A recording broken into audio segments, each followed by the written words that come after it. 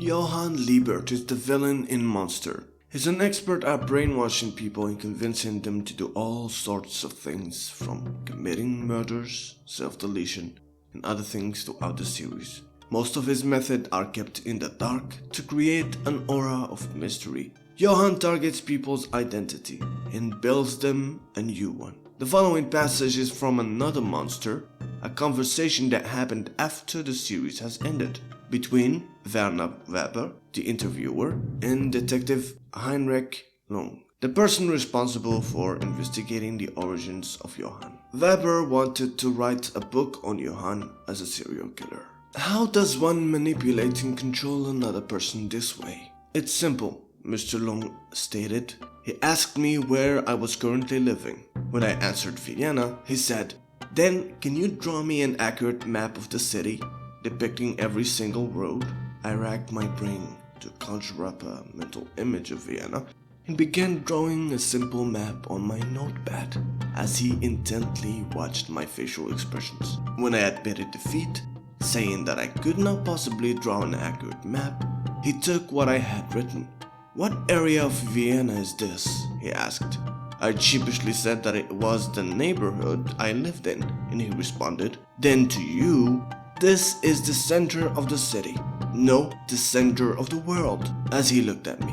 When you imagine the place called Vienna, you use your living space as a starting point and think of the roads and places as they relate to your location. And even when given an actual map of Vienna, you most likely see your neighborhood as the center. When I nodded to show that I understood, he went on. "In the very center of your mind, just like this map, there lies the foundation of your ego, your identity." I nodded again. "But suddenly your coordinate axis is removed. There is no meaning to the center. There is a much more appropriate center for your heart. This is the reality of what we call brainwashing," he smiled. "And when a human being's mental axis is removed and they are lost, you gently and carefully entrap them with words, not giving them the opportunity to think, offering them a new place to live. You will find that human beings follow the instructions of whoever furnished them with this new home. They become surprisingly docile." This is from another Monster. Alright, so let's start. How do people like Johan brainwash others? Brainwashing, unlike the most simplistic representation that we witness in TV shows or anime, doesn't take hours or days, but rather months and years and weeks. And it starts and continues to the stages with isolation. Isolation is a key element because it deprives the target from social reference points, except the ones of the brainwasher. The target faces sleep deprivation, malnutrition, and even the potential of psychological and physical harm. These methods dull the mind of the target and destabilize their judgment. Psychopaths like Johan must go through 3 stages of brainwashing. Number 1, breaking down the self. Number 2, offering the possibility of salvation. And number 3, rebuilding the self. Number 1, breaking down the self. Now the goal of this step is to make you hate who you are and that you deserve this treatment. The agent will try to convince you that you are not who you think you are, that your sense of self is wrong. They will figure out what makes you who you are or what you think makes you who you are, and then they will attack it ferociously. Let's say you are an athletic man, they will say you're not a man. If you are a good mother, they will say you are a terrible mother. If you are a soldier, they will say you're not a real soldier. The agent will continue these attacks on the identity for weeks on end, as the target becomes more and more disoriented and their sense of self more diluted. Anything is open to criticism, the way you walk, the way you talk, and so on. Of course, these attacks will be followed by gaslighting. The agent will make you doubt your perception of reality, your memory, your cognition, your intuition. They might even go a step further and try to convince you that you are not in full control of your body and mind, that you are merely a puppet of something else, of someone else, that you are possessed in a way. The goal is to make you feel like your values and preferences are not legitimate, that you're not capable, which opens you up to brainwashing. So as the identity is getting attacked, the target is developing some sense of guilt. The agent will attempt to emphasize these feelings of guilt and shame by exposing the target's sins, regardless of how small or big they are. They will even fabricate things in search for any claim of wronghood in the person's life, behaviors, or preferences. They could expose you to situations or ask you certain questions to share how you think, just so they can attack it. Then use these things to convince you of how evil you are. I can't talk about everything here for obvious reasons.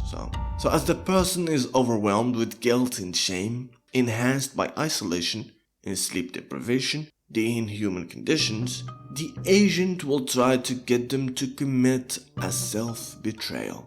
The agent will get you to make a concession, to agree with them that you are bad, that you've done something bad, something wrong. They will ask you to accept something even small. They will say things like, can you at least admit that maybe you shouldn't have done it this way? Maybe you shouldn't react it this way? And if you give away and you say yes, they will build on that, starting small, moving you towards the direction they want.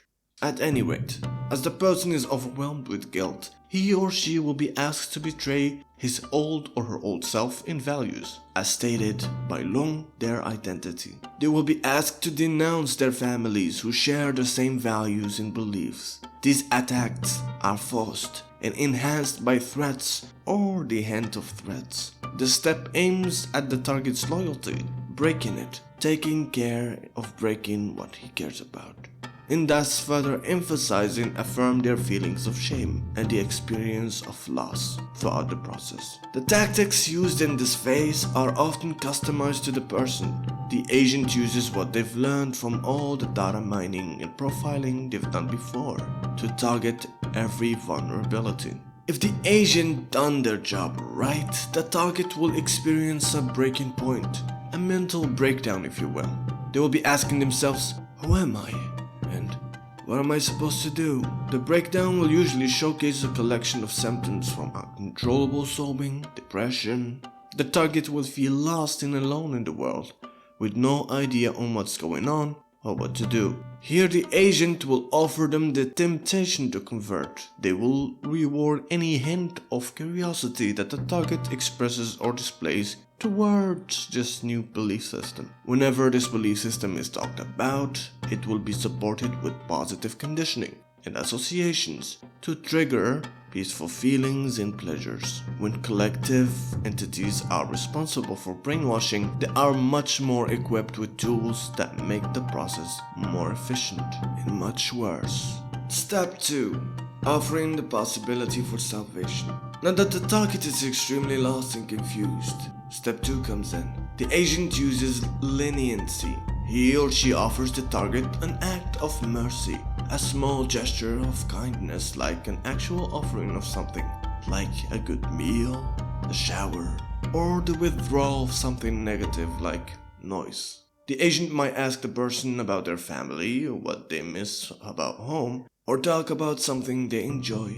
They might offer an opportunity to take you somewhere fun. These small favors will seem huge and have a powerful impact simply because of the contrast between them and the psychological turmoil experienced for weeks and months. The target might even feel a deep sense of gratitude or feel like their life has been saved. If you think this is too much, just remember the euphoria you feel after you heal from a toothache. The target will experience a desire to reciprocate the act of mercy with something of their own.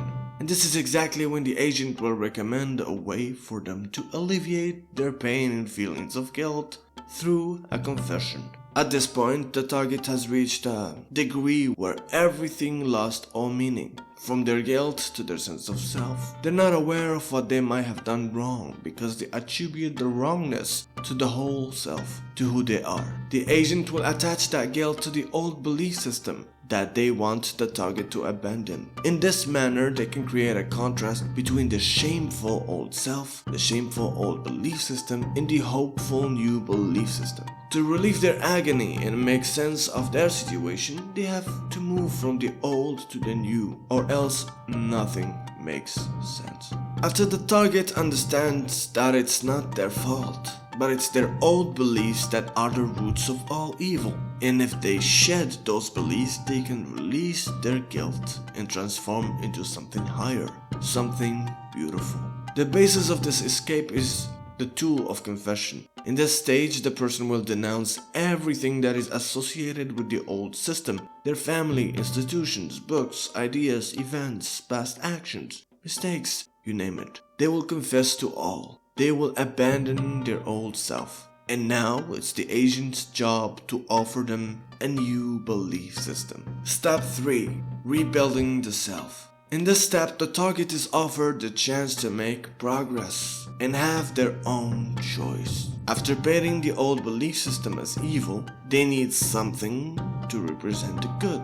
Here, the agent will stop the psychological and physical warfare as they share more and more about the new belief system. Lots of associations between comfort, gratitude, and the new system. A feeling is established that the target is destined to make a choice between the old and the new systems. Only this or that. Only evil or good. This choice is reframed as easy since the target has already denounced the ways of the past. So all it remains is the embracing of the future. It's all in their hand.